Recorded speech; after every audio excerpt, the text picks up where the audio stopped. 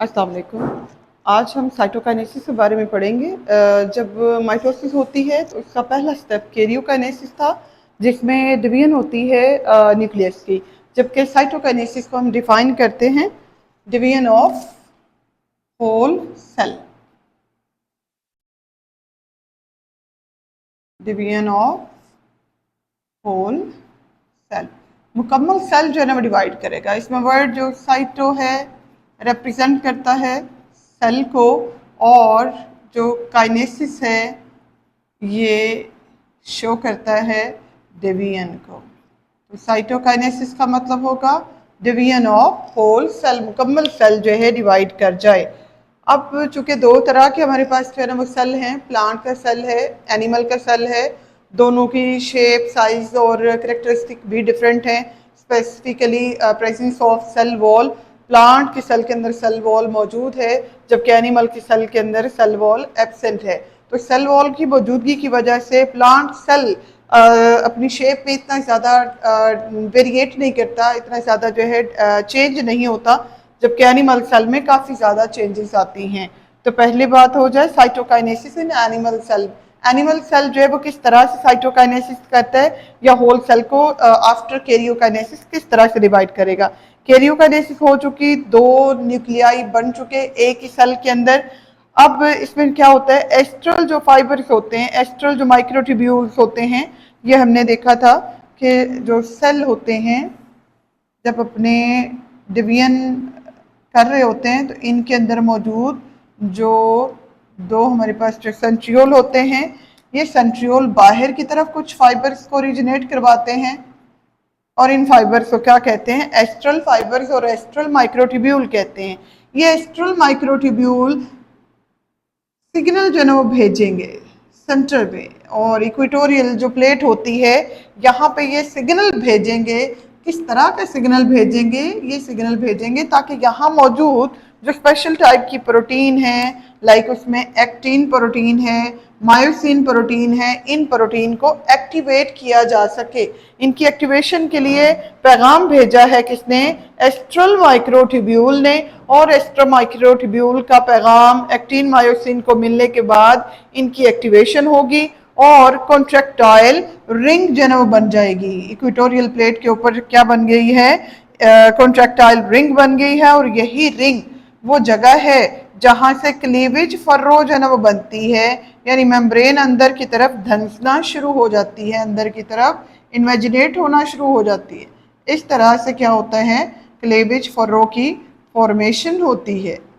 अच्छा, अब ये जो क्लीवेज फर्रो बनना शुरू हुई, आहिस्ता आहिस्ता ये डीपन होती जाती है, गहरी होती जाती है, और सेंटर में फिर ये मिल जाती है, और इसके नतीजे में दो जो होते हैं सेल होते हैं वो बन जाते हैं। डायग्रामेटिकली अगर हम देखें तो क्लीवेज फर्रो जो है ना वो बनना शुरू हुई है after the formation of contractile ring. ये कब बनना शुरू हुई, जब एक्टिन और मायोसिन एक्टिवेट हुई है। एक्टिन और मायोसिन को किसने एक्टिवेट किया, उन सिग्नल्स ने जो कि भेजे हैं एस्ट्रल माइक्रोट्यूब्यूल्स ने। सो ये क्लीवेज फर्रो बनना शुरू हुई, क्लीवेज फर्रो डीप होती गई, सेंटर में जाके मिल गई, और फिर क्या हुआ, दो जो डॉटर इसमें सेल थे ये सेपरेट हो गए, और इस तरह से ये साइटोकाइनेसिस और division of whole cell complete होती है एनिमल सेल के अंदर। जबकि अगर हम साइटोकाइनेसिस प्लांट सेल के अंदर जो है ना वो लेते हैं, तो चूंकि प्लांट सेल के ऊपर सेल वॉल भी प्रेजेंट है और वो डेड मटेरियल है, सो इतनी ज़्यादा शेप चेंज इसमें नहीं होगी। और इसके अलावा जो प्लांट सेल होते हैं इसमें सेंट्रियोल भी प्रेजेंट नहीं है, और ना ही यहाँ पे फॉर्मेशन होती है कॉन्ट्रैक्टाइल रिंग की, ना इसमें क्लेवेज फर्रो की फॉर्मेशन होती है। उसकी बजाय इसमें बनती है फ्रेगमोप्लास्ट। अब फ्रेगमोप्लास्ट जो है ना वो क्या है, कैसे जो है ना वो बनती है, गोल्जी बॉडीज जो कि प्रेजेंट होती हैं प्लांट सेल के अंदर, ये गोल्जी बॉडीज जो हैं इनसे कुछ वेजिकल्स या थैलियाँ निकलती हैं। इन थैलियों को गोल्जी वेजिकल्स कहा जाता है। मेटाफेज की स्टेट पे गोल्जी वेजिकल्स जो होती हैं ये ओरिजिनेट होकर इक्वेटोरियल प्लेट के ऊपर, या मेटाफेज जो प्लेट होती है वहाँ पे ये सारी इकट्ठी होना शुरू हो जाती हैं।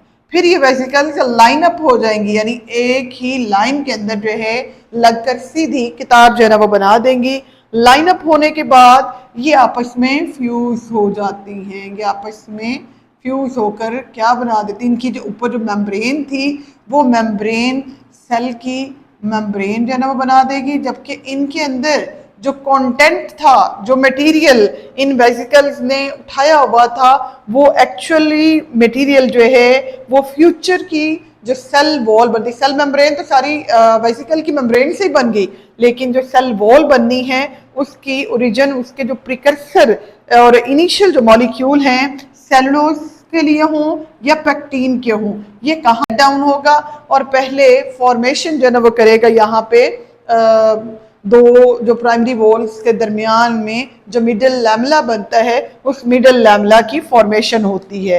एंड लेटर ऑन जो है मिडल लैमला के बाद जो है प्राइमरी वॉल को सेक्रीट किया जाता है और प्राइमरी वॉल के अंदर की तरफ जो है सेकेंडरी वॉल को सेक्रीट जो है किया जाता है, जिन सेल के अंदर सेकेंडरी वॉल बनती है। और अगर सेकेंडरी वॉल की प्रेजेंस जो है उसका करेक्टरिस्टिक नहीं है तो फिर सेकेंडरी वॉल की फॉर्मेशन नहीं होगी। लेकिन जो इनिशियल वॉल बननी है, जिसने सीमेंट करना है, जिसने दोनों नेबरिंग सेल्स को जो है वो आपस में जोड़ना है, वो जो मेम्ब्रेन है और फास्ट जो मेम्ब्रेन है जिसको मिडल लैमला कहते हैं, उसकी फॉर्मेशन कब होती है, जब फ्रेगमोप्लास्ट जो है इसकी वेसिकल्स आपस में फ्यूज हो जाती हैं, तो इनके अंदर मौजूद जो प्रिकर्सर मॉलिक्यूल हैं उनसे इनिशिएशन होगी ओरिजिनल कह लें या उस वॉल की, जिसने जो है वो दोनों सेल्स को आपस में जोड़ देना है।